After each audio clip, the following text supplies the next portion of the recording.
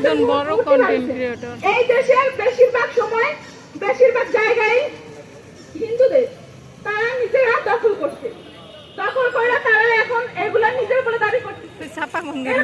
মানে নাই, আপনারা যদি চান আমরা এই দেশ থেকে চলে যাই তাহলে আমরা চলে যাব, কিন্তু এটা সরকারি বলে আপনারা শুধু শুধু হিন্দুদের উপর নির্যাতন করতেছেন, তার কোনো ব্যাখ্যা নাই।